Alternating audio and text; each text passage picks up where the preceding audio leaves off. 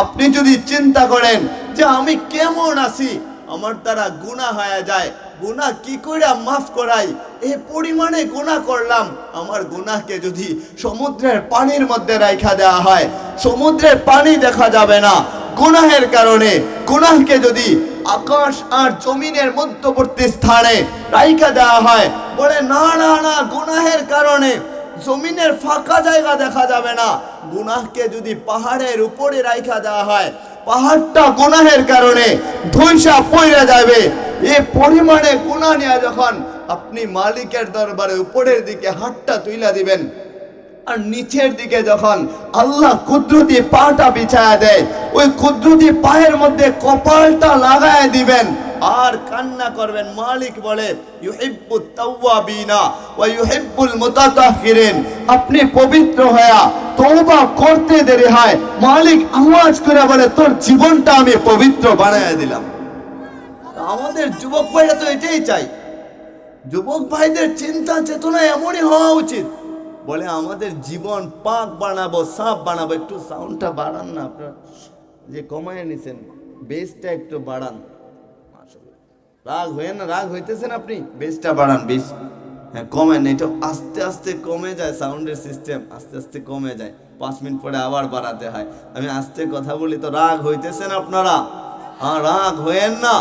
আমাদের উচিত আমাদের জীবনটা এমন ভাবে পরিবর্তন করব, বলে সাহাবাওয়ালা আদর্শে আমরা আদর্শিত করব। বলে কোন কালাম মাইনা আদর্শিত করতে পারবো? আমার আল্লাহ বলে ইয়াসিন, আমার নবীজিকে ডাকছেন, আবার বলতেছেন ওয়াল কুরআনিল হাকিম, বলে হিকমতে ভরা কোরআনের কসম।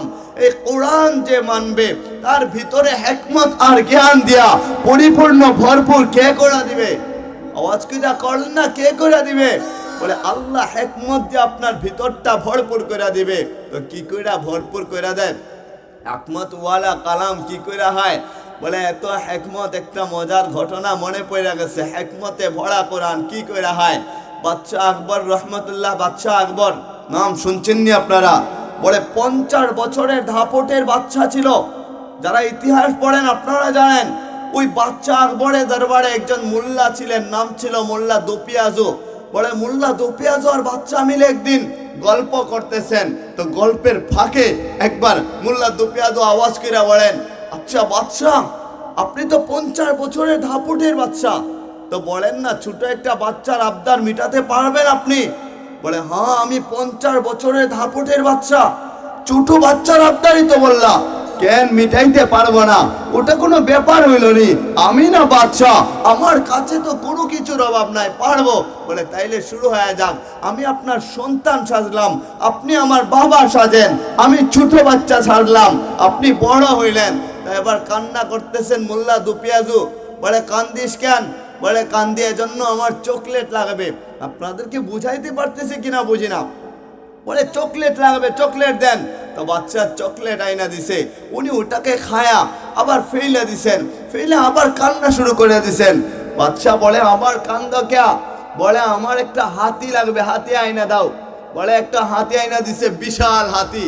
বাচ্চার নির্দেশ, রাজপ্রসাদের মধ্যে বিশাল এক হাতিকে আইনা দিছে।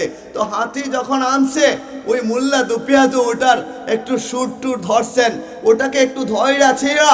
বলে একটু পরে আবার কান্দে। তো বাচ্চা ধমক দেয়া বলে আবার কান্দিস কে? বলে কান্দি, আমাকে একটা কলস আইনা দেন না। তো একটা কলস আইনা দিছে।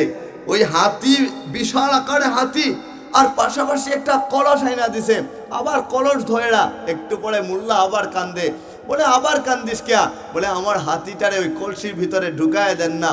তো বাচ্চা আওয়াজ কইরা বলে কলসির ভিতরে কি হাতি ঢুকানো যায়? ওটা কি করে হবে? তো মোল্লা দোপিয়াজু বলেন, এই তো আপনি আবদার মেটাতে পারেন নাই, আপনি তো পারলেন না, কিন্তু এটা মোল্লা হইলে পারতো, হিকমত ওয়ালা হইলে পারতো, আমি হইলে পারতাম। বলে তুই হইলে পারতি? বাচ্চা মোল্লা দোপিয়াজুকে বলে যদি তুই হইতে আমার জায়গায় তাইলে কি পারতি? বলে কেন পারবো না, দেন না আমারে একবার এই সুযোগটা দেন না। বলে ঠিক আছে, আমি বাচ্চা সাজলাম, আর তুই এবার হয়ে যা না, আমার বাপ হয়ে যা, বাচ্চা সাইজা আমার বাপ হইয়া দেখি আবদার মিটাতে পারিস কিনা, শুরু করে দে। তো বাচ্চা তো উপরে, তার 50 বছরের ধাপটের বাচ্চা, সিংহাসনে বসা, আর উনি তো নিচে বসা, নিচে বসে কথা বলতেছেন। তো উনি আওয়াজ করে বলেন, শুনো না, আপনি যদি আমার সন্তান হন, আমার ছেলে হন, ছোট বাচ্চা হন, আমি যদি আপনার বাপ হই, তাহলে আমি নিচে কি করে বসি? আল্লাহ আকবার বলবেন না? আওয়াজ করে বলেন না আল্লাহ আকবার। বলে আমি যদি বাপ হই তাহলে আমি নিচে কেন বলবো? আমি তো উপরে স্থান পাওয়ার কথা, আমি না বাপ, আপনি না আমার সন্তান, সন্তান তো নিচে বসে। বলে আমাদের নবীজি যখন মেরাজ রজনীতে গেছিলেন, সুবহানাল্লাযী আসরা বিআবদিহি লাইলাম মিনাল মসজিদিল হারাম ইলাল মসজিদিল আকসা। আপনার আমার নবী যখন ওই মেরাজ রজনীতে গেছেন, সব নবীরা তো সাক্ষাৎ করছেন নবীজির সাথে। নবীজি গেছেন, নবীরা বসা থাকলে উঠছেন, উঠা দাঁড়াইছেন, আমাদের নবীজিকে ঝড়ায় ধরছেন, কোলাকুলি করছেন, মুলাকাত করছেন। বলে ইব্রাহিম আলাইহিস সালাম তো বাপ। বলে যখন ইব্রাহিম আলাইহিস সালামের কাছে গেছেন, ইব্রাহিম আলাইহিস সালামকে মালিক বইলা দিছে, ইব্রাহিম তুমি না বাপ, তুমি বৈশা থাকো, তুমি উঠবা না।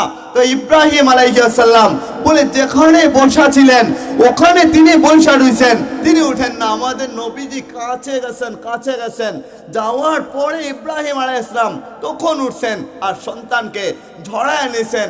বলে বাপের স্থান হচ্ছে উপরে, নিচে থাকে না। বাপ যদি ভুলও কইরা ফেলে, বলে সন্তান, বাপ সন্তানের কাছে যায় মাপ চাবে না, সন্তানই বাপের কাছে যাইবে, সন্তান বাপের কাছে দৌড়ায় যাইবে, বাপ সন্তানের কাছে আসবে না। বলে আমি যদি বাপ হই আমি নিচে বসবো না, আমি উপরে বসতে চাই। বাচ্চা তখন আওয়াজ করে বলে, ঠিকই, হিকমতে ভরা কোরআন যেটা, ওটার জ্ঞান নিয়া তুই এখন আমার দরবারে যেখানে প্রজার মতো ছিলি, যেখানে আমি তোরে বেতন দিয়া রাখলাম, মোল্লা হইলি, কিন্তু কালামের হিকমতটা এত ভরপুর, তুই সিংহাসন থেকে আমারে নিচে কি করে বসায় দিলি? কোরআনে হিকমত ছাড়া এটা সম্ভব ছিল না। আহা, বুঝেন নাই বোধহয় আপনারা? বলে কোরআনের জ্ঞান ছাড়া ওটা সম্ভব হওয়ার কথা ছিল না। আয় উপরে আয়। তো বাচ্চাকে নিচে আল্লাহ বসায় দিছেন, তো উনি উপরে বসছেন। বৈশাই যখন বৈশা রইছেন, বাচ্চা আবার কান্দে। বলে কান্দিস কেন? বলে আমারে চকলেট দেন না। ওই যে মোল্লা দুপিয়াদু যা বলছিলেন তাই বলা শুরু করছে। বলে আমারে চকলেট দেন। তো দিছেন চকলেট প্রজাদেরকে বইলা। তো চকলেট খায়া একটু পরে আবার কান্দে। বলে আবার কান্দিস কে? ধমক দিতেছেন। মোল্লা দুপিয়াদু 50 বছরের ধাপটের বাচ্চা, আকবরের মতো বাচ্চা, ওনারে ধমক দেয়। বলে আবার কান্দিস কে? বলে আমার একটা হাতি আয়না দেন না। বলে হাতি আয়না দিব তোরে? ওই যে আগে তিনি যা বলছিলেন সে তাই বলা শুরু করছে। তো দিছেন একটা হাতি আয়না। বলে কিসের হাতি? বলে খেলনার হাতি। বলে একটু পরে আবার যখন বলে কান্দা শুরু করে দিছে, আবার বলে উনি প্রজাকে কানে কানে ডাকছেন, এদিকে আয় না। বলে যখন গেছে উনি কানে কানে যায়, বলে আমি যখন হাতি চাইছিলাম অত বিশাল হাতি দিছিল আয়না, আমি যখন কলস চাইছিলাম অত একটা কলস আয়না দিছে। বলে খেলনার হাতি নিয়ে আসছো, এবার তুমি যখন একটা কলস নিয়ে আসবা, খেলনার হাতি তো নিয়ে আসছে, ওইটা কলসের ভিতরে ঢুকবে কি ঢুকবে না? কি বলেন? ঢুকবে কি ঢুকবে না? ওইটাও তো ভিতরে যাবে। তো যখন উনি খেলনার হাতি আনছেন, ওদিকে কলস আইনা হাজির। তো বাচ্চার ইচ্ছা, আগে তো আমারে মোল্লা আটকায় ফেলছিল, আমি বলতে পারি নাই, ওর আবদার মিটাইতে পারি নাই। তো আমিও এখন দেখবো কি করে আমার আবদার মিটায়। ওটা ভিতরে নিয়া যখন সেও একই প্রশ্ন করতে লাগলো, ওইদিকে মোল্লা দুপিয়াদু ওনার হিকমত দিয়া বলে তুমি হাতি আনছিলা, বিশাল সুরওয়ালা হাতি, ওটা বাচ্চাদের হাতি তো না, ওটা অরিজিনালি হাতি। যেই হাতি যেই কাজে ব্যবহার করা হয় ওই কাজে ব্যবহার করার জন্য হাতি। বলে এখন যখন ওই মোল্লা দুপিয়াদুকে বলা হয়েছে হাতি আনার জন্য, কানে কানে বইলা দেয় যারা খেলনার হাতি আইনা দে। যখন খেলনার হাতি আনছেন, বাচ্চা তাকায়া দেখলো, হায় এখন যদি আমি বলি হাতিটা ওটার ভিতরে ঢুকায় দেন, এমনি তো ঢুকায় দিতে পারবে। তো বাচ্চা চিৎকার দেয়া বলে এটা কোনো হাতি হইল?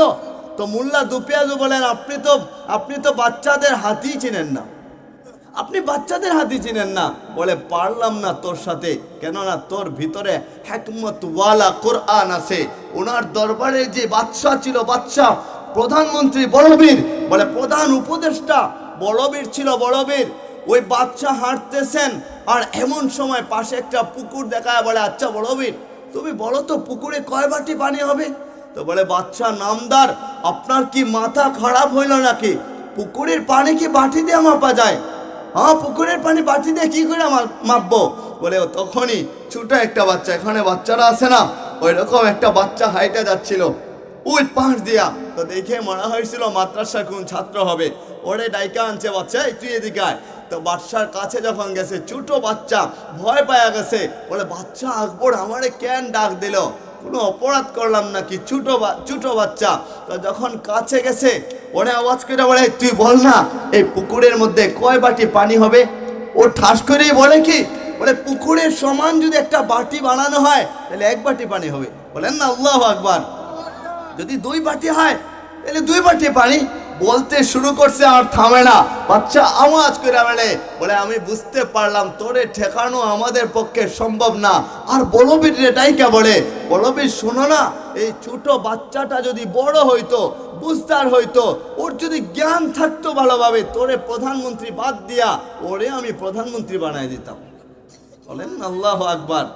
বলে হিকমতটা আমাদেরকে কে দান করে? ওই হিকমত ওয়ালা কোরআন মাইনা যখন আপনার জীবনটা পরিচালনা করতে পারবেন, আমার যুবক ভাইরা যখন জীবনের সাথে সাজায় নেবে, আমার চাচাজিরা যখন আল্লাহর দরবারে বলবে মালিক আপনি বলছেন আপনি গফুরুর রহিম, তা আমি আপনার দরবারে তাকায় রইলাম, দাড়িটা পাইকা গেছে, কোন দিন জানি চইলা যায়, বলে কেউই জানি না। আমাদের মৌতটা এতটা সন্নিকটে, কুল্লু নাফসিন যায়িকাতুল মাউত ওয়া মা তাদরি নাফসুম বিআইয়ি আরদিন তামুত। বলে দুনিয়ায় আসতে দেরি হয়, দুনিয়াওয়ালারা দৌড়াদৌড়ি করে বাজারে যায়। বলে কেন তুমি বাজারে যাও? বলে একটা সনদ বানাই। বলে কিসের সনদ তুমি বানাও? বলে দেখো না আমি স্মরণিকা বানাবো, আমার সন্তান হয়েছে, আমার নাতি হয়েছে, ওর জন্ম তারিখটা তো লেখা রাখতে হবে। এর জন্য স্মরণিকা বানানোর জন্য আমি বাজারে চইলা যাই। দুনিয়াওয়ালারা স্মরণিকা বানানোর জন্য তাড়াহুড়া শুরু করে দেয়। আমার আল্লাহ একজনকে পাঠায় দেয়, একজন প্রতিনিধি পাঠায় দেয়, বলে নে না ওর নামে একটা সনদ নিয়ে আনে। বলে কোন সনদ ওইটা? আয় দুনিয়ায় যেহেতু আসছেন, জন্ম নিয়েছেন, ওটা মৃত্যুর সবচেয়ে বড় কারণ।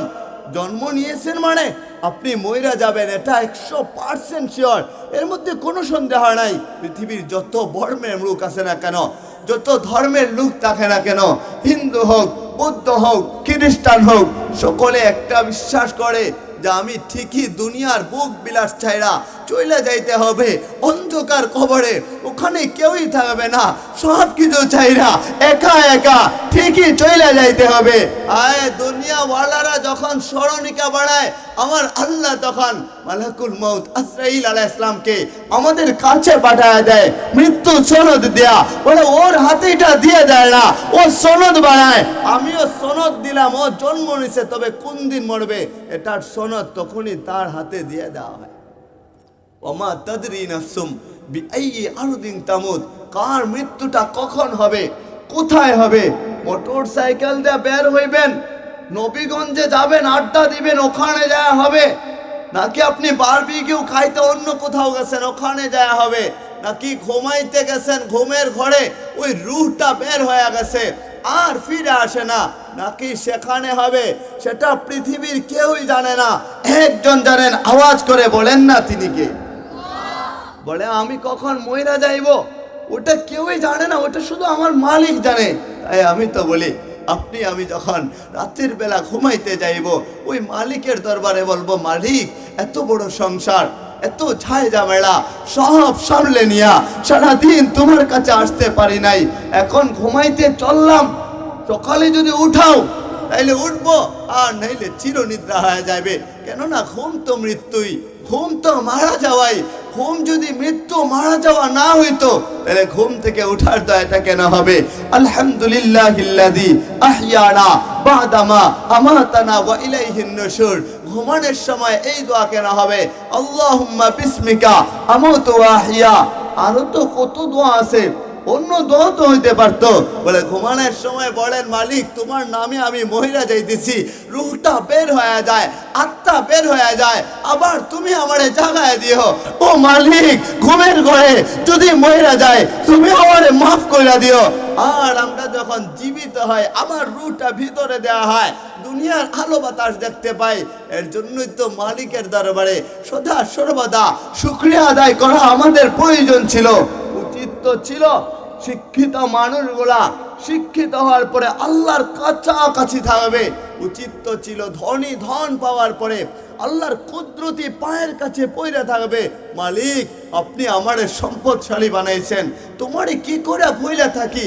উচিত তো ছিল যুবক যৌবন পাওয়ার পরে আল্লাহর কাছাকাছি থাকবে, বলবে মালিক যৌবন দিছেন, আপনার জান্নাত যৌবন কালে কিনা নেব, বুড়া হওয়ার জন্য অপেক্ষা করব না।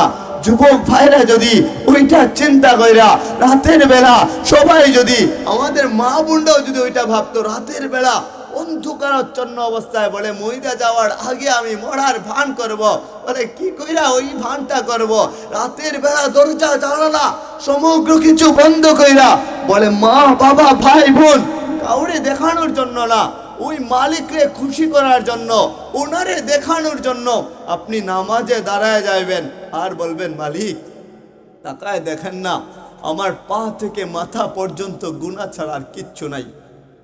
জীবনটা দেখলাম, বিবেচনা করলাম, চোখের দিকে তাকাইলাম শুধু চোখের গোনা, কানের দিকে তাকাইলাম শুধু কানের গোনা, শ্রবণ শক্তি গান বাদ্য ছাড়া আর কিচ্ছু নাই।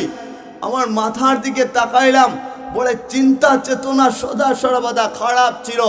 পায়ের দিকে তাকাইলাম বলে পা দিয়ে অন্যায় কাজ করার জন্য হাইটা হাইটা গেছিলাম। আমি যদি মহিলা যাই জাহান্নাম ছাড়া আমার বাঁচার কোনো উপায় নাই। ও মালিক আপনি না তাকায় রইছেন ওই ষষ্ঠ সপ্তম আকার ভেদ কইরা, ষষ্ঠ আকার ভেদ কইরা, পঞ্চম চতুর্থ তৃতীয় দ্বিতীয় আকার ভেদ কইরা দুনিয়ার আকাশে চলে আসছেন, আর না তাকায়া বলছেন কার কি দরকার, বল না আমার দরবারে। ও মালিক আমরাও তো জানি আপনি আমাদেরকে ভালোবাসেন, এই প্রথম আসমানে আইসা তাকায় রইছেন, বল না কার কি দরকার, আপনার দরবারে চলে আসলাম। আমার যুবক ভাইরা যারা অভাবগ্রস্ত আছেন, আপনার ঘরে চাল নাই ঠিক মতো, মধ্যবিত্ত ফ্যামিলিতে জন্ম হইল, বলে গত বছর বা গত মাসে আপনি চাল ডাল নিয়ে আসছিলেন দোকান থেকে, এই মাসে যখন গেলেন দোকানওয়ালা বলে তোরে বাকি দেওয়া যাবে না। বলে কেন ভাই আমারে বাকি দিবেন না, আমি কি টাকা দেই না ঠিক মতো? বলে না না গত মাসের টাকা তো এখনো দেশ নাই। বলে ভাই এই মাসে দিয়ে দেয় না, আমার ঘরের মধ্যে না খায় আছে কিছুই নাই, নিতে হবে। ওটা লজ্জার বিষয়, ঘরের মহিলারা তো বুঝে না কামাইটা কতটুকু কষ্ট। দেয় না ভাই দেয় না, বউ বাচ্চা না খায় পড়ে রয়েছে, আমিও যে যা কি খাবো ওটা জানি না, এক গ্লাস পানি খায়া পুরুষ মানুষ বুঝায় ঘরের মধ্যে, বলে আমি ক্ষুধার্ত না, আমার পেটে খিদা নাই, ওটা পুরুষ মানুষ। পানি খায়া পেট ভরা ভরা বুঝায়। ঘরের মহিলারা অনেক জায়গায় আছে বলে বুঝে না ওরা, বলে দোকানওয়ালা তারায় দেয় গত মাসের টাকাটা আগে দিবি তারপর আবার বাকি নেওয়া শুরু করবে, টাকায় তারায় দেয়। বলে আপনার ভিতরের পেরেশানি কাউরে আপনি বলতে পারেন না, আপনি ঋণগ্রস্ত আছেন, এত টাকা ঋণ হয়েছে, কার কাছে যায় বলবেন? দুনিয়াওয়ালার কাছে। বলে না না না, দুনিয়াওয়ালারা ততদিন পর্যন্ত আপনার সাথে থাকবে যতদিন আপনার পকেট গরম থাকবে। বলে যুবক ভাইরা যারা আছেন আপনার কাছে যতদিন টাকা আছে আপনার বন্ধু ততদিন আপনার আপন আছে। দেখেন না পকেটটা ফাঁকা হয়ে যাক, একদিন 2 দিন 5 দিন 7 দিন, বলে রাগ হয় না আমার কথায়, ওই 1 সপ্তাহ পরে দেখবেন আপনার বন্ধু আর আপনারা এসে বাড়িতে ডাকে না, আপনার বাবাও বন্ধুরে গালাগাল করে না, বলে তুই কেন বারবার এসে আমার পোড়াটারে নিয়ে যাস, ওখানে নিয়ে যাস ওখানে নিয়ে যাস। বলে না বন্ধু আপনারে ডাকতে পারবে না, কেননা আপনার পকেটটা ফাঁকা হয়ে গেছে। টাকা থাকবে পকেটের মধ্যে, আত্মীয়রা বাড়তে থাকবে, মানুষ পরিচয় দিতে থাকবে। আর যখন টাকা নাই, বলে স্বার্থের জন্য মানুষ আপনার নববধূরে বিধবা বানাইতে দেরি করবেন না, বুঝেন কথা? বলে আপনার ছোট বাচ্চারে এতিম বানাইতে দ্বিধাবোধ করে না, দুনিয়াওয়ালারা বড় স্বার্থপর। আপনি ঋণগ্রস্ত আছেন, মালিকের দরবারে বলবেন। আপনি পেরেশানিতে আছেন, কারো কাছে না বইলা ওই আল্লাহর দরবারে বলবেন। আপনি গুনাহগার হইছেন, আল্লাহর দরবারে শর্মিন্দা হইবেন আর বলবেন। আপনার বাচ্চারে নিয়ে হসপিটালে আছেন, বলে দুনিয়ার যত ডাক্তার, দুনিয়ার যত প্রফেসর অধ্যক্ষ আছে, কিছুই কেউই করতে পারবে না ওই মালিকের হুকুম ছাড়া, মালিকের নির্দেশ ছাড়া। আপনি মালিকের দরবারে বলবেন, মালিক আমার ছোট বাচ্চাটারে নিয়া দৌড়াদৌড়ি করতেছি, পেরেশানিতে আছি, দেও না সুস্থ কইরা। ওই মালিকের দরবারে বলবেন, মালিক আমার বাবারে নিয়া, আমার মারে নিয়া, আমার চাচারে নিয়া, চাচিরে নিয়া হসপিটালে আছি, দেন না আপনি সুস্থ কইরা।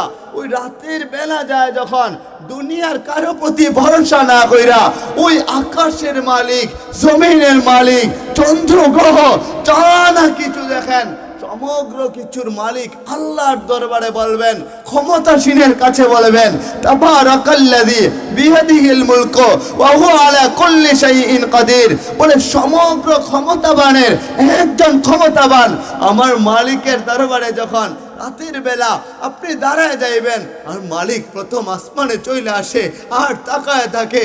মালিক কোরআনে বলে, আল্লাহু লা ইলাহা ইল্লা হুয়াল হাইয়ুল কাইয়্যুম লা তাখুযুহু সিনাতু ওয়ালা নাওম। আমার মালিক বলে, আমি যখন রাতে আসি, বলে কেন আসি জানিস নি? এমনিতে তো আমার ঘুম নাই, তন্দ্রা নাই, কেননা আমার বান্দা কখন জানি বিপদে পড়ে আমার একটা ডাক দেয়। আমি যদি ঘুমায় যাই তাহলে আমার বান্দার ডাকটা কে শুনবে? আমার মালিক তাকায়, বলে এবার ডাকিস আমারে, তুই এত ভালোবাসিস।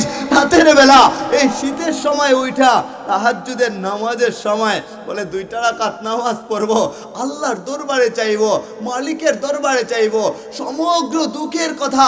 বলে আপনি হাত দিয়ে ইশারা কইরা কইরা বলবেন, মালিক ওই যে দেখান না অমুক ব্যক্তি আমার কাছে টাকা পায়, আপনি না আমারে গরিব বানাইছেন। আপনি নিজে বলছেন, আল্লাহু গানিয়ুন ওয়া আনতুম ফুকারা, একমাত্র ধনী তো আপনি আর সবাই ফকির। এটা তো আপনি বলছেন, ফকির যেহেতু বানাইছেন, ফকিরের সহকারী আপনি হয়ে যান না, ওরে সহযোগিতা করেন না, একটু নুসরত করেন না। আপনি কায়দা কায়দা চোখের পানি জড়ায়া জড়ায়া আল্লাহর দরবারে বলবেন, মালিকের দরবারে বলবেন। মালিক মুচকি হাসি দিবে আমাদের দিকে তাকায়া, এটাও বলবেন, ও মালিক আপনার কুদরতি পাটা না বিছায় দিছেন আমার কপালের মধ্যে, দেখান না এই যে আপনার কপালে, আমার আপনার পায়ের মধ্যে আমার কপালটা ফেললাম, মাফ কইরা দেওয়ার আগ পর্যন্ত কপাল তুলব না জমিন তাইকা, তুমি আমারে মাফ কইরা দিবা, পবিত্র বানাইবা, পেরেশানি দূর করবা, ঋণ পরিশোধ করার একটা ব্যবস্থা কইরা দিবা। মধ্যবিত্ত বানাইছো, আমারে অভাবী রাইখো না, আমার সন্তানটা অসুস্থ, ও মালিক টাকা নাই, কার কাছে যাবো? আপনার কাছে আসলাম, আপনার দরবারে আসলাম, সমাধান কইরা দাও না। কসম খোদার করে বলে, একদিন আমল কইরা দেখেন না কেমন মজা সেজদার মধ্যে, একদিন সেজদা দিয়া দেখেন, সম্পর্ক কইরা দেখেন না কত মজা মালিকের সাথে সম্পর্ক হয়ে গেলে ওই সেজদায় যা কপাল ভিজাইতে দেরি হবে, আল্লাহ আওয়াজ কইরা বলবে, তোর সমগ্র পেরেশানিটা আমি দূর কইরা দিব ইনশাআল্লাহ। সুবহানাল্লাহ। আপনারা কি বুঝেন ওইটা জানি না। আমাদের যে সমস্ত ভাইরা মনে করেন আমি গুনাহগার, নিজেরে গুনাহগার যারাই মনে করেন, কিন্তু মানুষ মাত্রই তো ভুল ভুল মানুষের হয়ে যায়, গুনাহ মানুষের দ্বারাই হয়। তো আপনি আল্লাহর দরবারে ওই সেজদার মধ্যে যায় আল্লাহর সাথে কানেকশন কইরা কইরা মালিকের দরবারে চাইবেন। বলে মালিক কতটা আমাদেরকে ভালোবাসে। সমগ্র জাতকে যখন মালিক সৃষ্টি করছেন, ইদা আরাদা শাইআন আইয়াকুল লাহু কুন ফায়াকুন, মালিকের যখন সৃষ্টি করতে ইচ্ছা হয়, হায় মালিক কোন বলতে দেরি, সৃষ্টি তার অস্তিত্বে আসতে দেরি হয় না। কিন্তু আপনারে আমারে যখন বানাইছেন, কয়দিন সময় নিছেন? বলেন কয়দিন সময় নিছেন? 10 মাস সময় নিছেন আপনারে আমারে বানাইতে। কয় মাস? কতদিন ছিলাম মায়ের গর্ভে? বলে 10 মাস মায়ের গর্ভের মধ্যে আপনি আমি ছিলাম। সমগ্র জাতরে মালিক যখন বাড়ায়, বলে কোন বলতে দেরি হয়, সৃষ্টি অস্তিত্বে আসতে দেরি হয় না। কিন্তু আপনারে আমারে যখন ওই মালিক বানাইছে, মায়ের গর্ভে যখন আপনি আমি ছিলাম, আমার তো মনে হয় মালিকের কুদরত কুদরতি হাতটা আপনার আমার চেহারার দিকে দাবিত কইরা দিছেন, আর কানটারে ডইলা ডইলা আদর কইরা, গালটারে ডইলা ডইলা আদর কইরা, চোখটারে ডইলা ডইলা আদর কইরা, তুতনিটারে ডইলা ডইলা আদর কইরা, কপালে হাত বুলায়া আমার মালিক বলে লাকাদ খালাকনাল ইনসানা ফি আহসানি তাকওয়িম, ও মানুষ আমি তোমারে সমগ্র জাত থেকে সুন্দর করে বানাইলাম। তো যেই মালিক এত আদর কইরা বানায়, এত ভালোবাসা বানায়, ওই মালিক তো আপনারে আমারে জাহান্নামে দিতে চায় না, আপনার আমার জন্যই তো জান্নাত বানাইছে। বলে দুনিয়ায় কেউই আপন না, আপনি মনে রাখলে ওই পড়ান পাখিটা যেদিন চইলা যাইবে, উড়াল দিয়ে দিবে, বলে সেদিন কেউই আপনার আপন থাকবে না, কেউ কাছে থাকবে না। কোরআন বলে এর আগে আগে প্রস্তুতি নেও না, আইনাল মাফার, কেননা ভাগবেন কোথায়? আপনি ভাইগা যদি ওই আকাশে চইলা যান, মালিক বলে ইল্লা বিসুলতান, সেখানেও রাজত্ব মালিকের। জমিনের নিচে যদি চইলা যান, মালিক বলে ইল্লা বিসুলতান, সেখানেও রাজত্ব মালিকের। পাহাড়ের ভিতরে যদি আপনি চইলা যান, আমার মালিক আওয়াজ করে বলে ইল্লা বিসুলতান, সেখানেও রাজত্ব মালিকের। সুতরাং ভাগার কোনো জায়গা নাই। পড়ান পাখিটা উইরা গেলে সেদিন আসবে বুঝবেন কেউই আমাদের আপন না, কেননা হাসরের ময়দানটা এতটা ভয়াবহ হবে। ইয়াউমা ইয়াফিরুল মারউ মিন আখিহি ওয়া উম্মিহি ওয়া আবিহি ওয়া সাহিবাতিহি ওয়া বানিহি, বলে সেদিন আপনার ভাই কোনো কাজে আসবে না, বাবা কাজে আসবে না, আপনার সন্তান কোনো কাজে আসবে না, চাচা চাচিরা, স্ত্রী পুত্ররা কেউই কাজে আসবে না। সবাই বলতে থাকবে নাফসি নাফসি নাফসি। আদম আলাইহিস সালাম নাফসি, নূহ আলাইহিস সালাম নাফসি, ইব্রাহিম আলাইহিস সালাম নাফসি, ইসমাইল আলাইহিস সালাম, ইসহাক আলাইহিস সালাম, याकूब আলাইহিস সালাম नफ्सी नफ्सी। एक तरफ से एक आवाज आया, या रब्बे उम्मती या रब्बे उम्मत। শুধু আপনার আমার নবী আওয়াজ করবেন, আমার উম্মতের বেলায় কি হবে? বলে মুসা আলাইহিস সালামের মতো পয়গম্বর, এত দামি একজন নবী ছিলেন মুসা আলাইহিস সালাম, তিনিও মালিকের দরবারে বলবেন মালিক রব্বে কাবা লা আসআলুকা উম্মতি, আজকে আমার উম্মত সম্পর্কে জানতে চাই না। লা আসআলুকা উখতি, আমার বোনকে চাই না। লা আসআলুকা আখি, ভাইরে চাই না। লা আসআলুকা আবি, লা আসআলুকা উম্মি, বলে কাউরি চাই না। আসআলুকা নাফসি, ও মালিক আপনি আমারে বাঁচান। জিবরাইল আমিনের মতো ফেরেশতা যিনি আল্লাহর ডান পাশে থাকবেন, তিনিও বলবেন সাল্লিমনি রাব্বি, ও মালিক আপনি আমারে বাঁচান না, জাহান্নামের আগুনটারে শান্ত কইরা দেন না। ওই জাহান্নামের আগুন থেকে বাঁচার জন্য আপনি নিজেকে প্রস্তুতি নিতে হবে। দুনিয়া ওয়ালারা আপনার কাছে দাঁড়াবে না, আপনার আপন থাকবে না, পাশে দাঁড়াবে না। তো চলেন, আমাদের সমগ্র কথার মূল কথা তো এটাই। আমি অল্প কিছুক্ষণ কথা বলেই শেষ করে দিব। পরের আলোচক কি আছেন? হ্যাঁ, এরপরে সঙ্গীত অনুষ্ঠান হবে, শিল্পীরা কি আসছেন ওখানে? আমি কি শেষ করে দেব বলেন আপনারা? হ্যাঁ, আমার তো সুর নাই, অল্প কিছু আমার যুবক ভাইরা যারা আছেন, অল্প সংখ্যক যুবকরা, আপনাদের সাথে মাসোয়াড়ায় বসলাম। মাসোয়াড়া তো বুঝেন, বলে পরামর্শে বসলাম কি করে আমরা আল্লাহরে পাবো। তো আমাদের সব কথার মূল কথা তো এটাই। এখন কেউ নাড়াচাড়া করবেন না, উঠবেন না, মা বোনরাও মনোযোগ দিয়া শুনেন। আমার আল্লাহর কাছে তওবা কইরা পবিত্র হওয়ার দরকার আছে না নাই? ইয়া আইয়ুহাল্লাযীনা আমানুত্তাকুল্লাহা হাক্কা তুকাতি ওয়া লা তামুতুন্না ইল্লা ওয়া আনতুম মুসলিমুন। আমার মালিক বলে তোমারে আমি ঈমানদার বানাইলাম। তো শুনো না, প্রকৃত পক্ষে তুমি আল্লাহরে ভয় করার মতো ভয় করো। সাবধান, প্রকৃত মুমিন না হইয়া, মুসলমান না হইয়া কবরে আইসো না। এটা আল্লাহ আমাদেরকে বলছেন। আপনি যদি ভাবেন, চিন্তা করেন, আমাদের আগেকার শায়েখরা যারা ছিলেন, বুজুর্গরা যারা ছিলেন, যুবক ভাইরা একবার ভাবেন না যে আমার বয়স 18 হয়েছে, 20 বছর হয়েছে, 25 হয়েছে, 30 হয়েছে। চাচাজিরা ভাবেন না যে বয়স হয়ে গেছে 50-60 বছর। মা বোনরা একটু ভাবেন না কি? ও আচ্ছা আচ্ছা, তাহলে মা বোনরাও যদি একবার ভাবে যে আমাদের বয়স হয়ে গেছে, এবার আমরা যদি চইলা যাই মালিকের দরবারে, কি জবাব দিব? আমরা দিল খুইলা এখন ভাববো। হ্যাঁ, আমরা এটাই ভাববো যে আমরা পবিত্র হইতে চাই। তো কি কইরা পবিত্র হবেন? আমার নবীজি বলেন মনোযোগ দিয়া শুনেন, আসসালাতু ইলা সলাতি কাফারা, এক নামাজ থেকে অন্য নামাজের সময় আসতে দেরি হয়, ওটার তো একটা গ্যাপ সময় থাকে। আপনি তওবার নিয়ত করতে দেরি, আমার মালিক বলে ওই গ্যাপ সময়টুকুকে যত অন্যায় হয়েছে সমগ্র অন্যায়গুলো আমি তোরে মাফ করে দিলাম। তা বলে না না, এই সামান্য সময়টা মাফ করলে কি করে হয়, আমার বাকি জীবনেরটা কি হবে?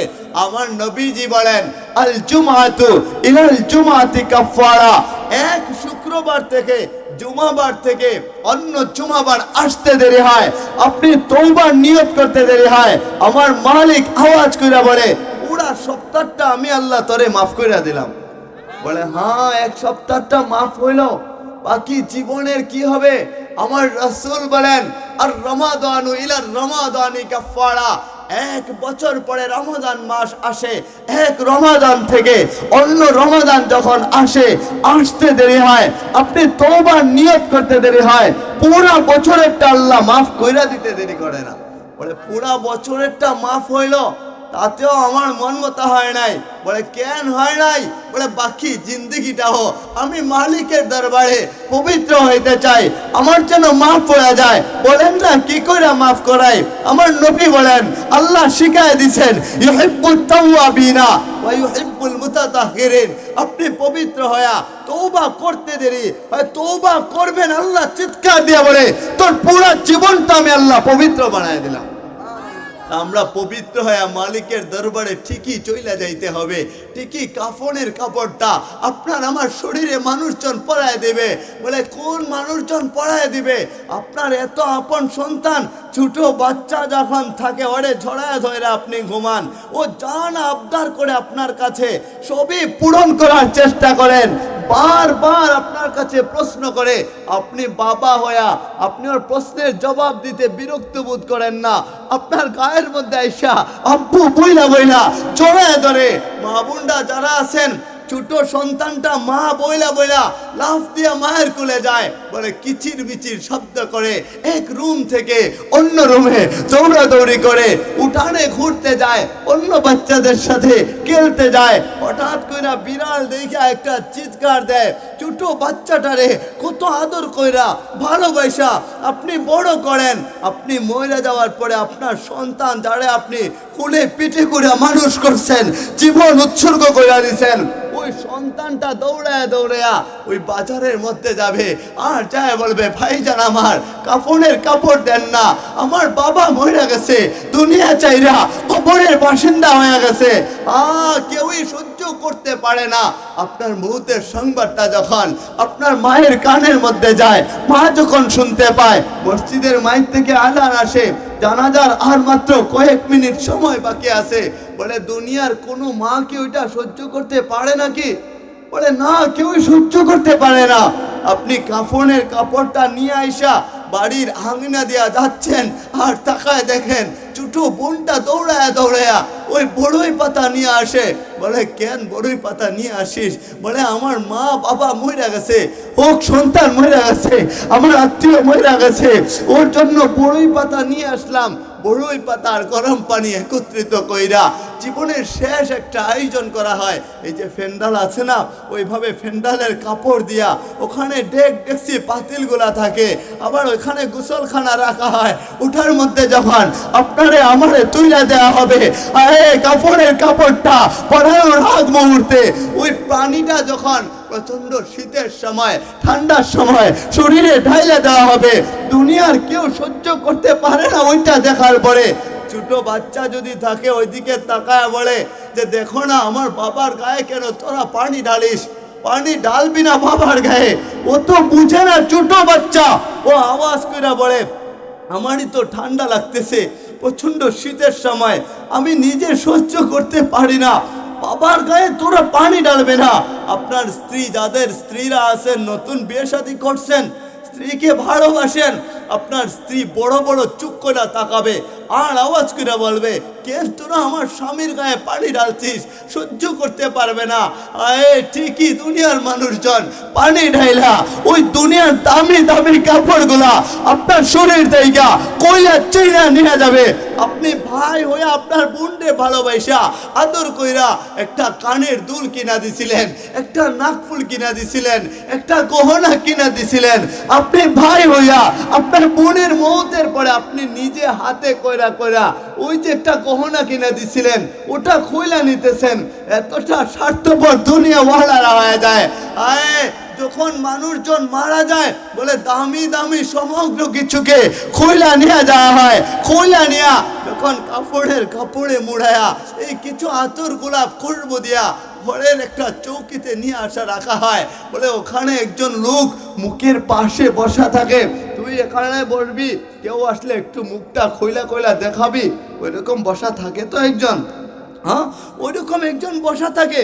আপনার মা যদি জীবিত থাকে বারবার লাশের কাছে যায়, আর যা বলে যে বাপজান আমার সন্তানটাকে শেষবারের মতো দেখতে আসলাম। বলে চাচি সন্তান চলে গেছে, বারবার আসতে হয় নাকি? আল্লাহ নিয়ে গেছেন, এতবার আসতে হবে না। বলে বাপজান আর দেখতে আসবো না, দে না শেষবারের মতো আমার বাচ্চাদনটারে একবার দেখি, দে না খুইলা কাপড়ের কাপড়টা মুখ থেকে সরাই দেয় না। বলে কাপড়ের কাপড়টা ওই মুখ থেকে সরাইতে দেরি হয়, মা চিৎকার দিয়ে আওয়াজ কইরা চোখের পানি ঝরায়া ওই কাপড়ে ঝরায়া পড়ে আর লাস্টারে ঝরায় ধরে। বলে বাপজান আমারে ছাড়া তুই থাকতে পারিস না, কি কইরা একা একা ওই অন্ধকার ঘরের মধ্যে থাকবি? সব বিচ্ছুর একটা ঘর, ওই ঘরের মধ্যে একা তুই থাকতে পারবি না, ওখানে খানা পাবি না, তোর বাবারে পাবি না, তোর ভাই বোন কাউরে ওখানে পাবি না, কি করে ওখানে একা একা থাকবি? আমারে ছাইড়া চইলা গেলি, আমি মা তোরে ছাড়া কি করে সময় কাটাবো? না, ওটা আমার দ্বারা সম্ভব না। বলে চিৎকার দিবে, কান্না করবে। এমনও তো ঘটনা হয়, বলে কাফনের কাপড় পরাইয়া ওই চৌকিতে যখন রাইখা দেওয়া হয়, ছোট বাচ্চা যাদের আছে আপনার বাচ্চাটা যায় লাস্টারে জড়ায় ধরবে আর বলবে আব্বু কেন কথা বলো না, আব্বু আব্বু বলে থাকবে, পাশে যারা থাকবে সবাই শুনতে পাইবে আর চোখের পানি জড়াবে। বলে দৃশ্য সহ্য করার মতো না। আব্বু বইলা ডাকে, বাবা গতকালকেও না তুমি আমারে জড়ায়া ধরছিলা, আমার জন্য মজা নিয়ে আসছিলা, এখন কেন কথা বললো না?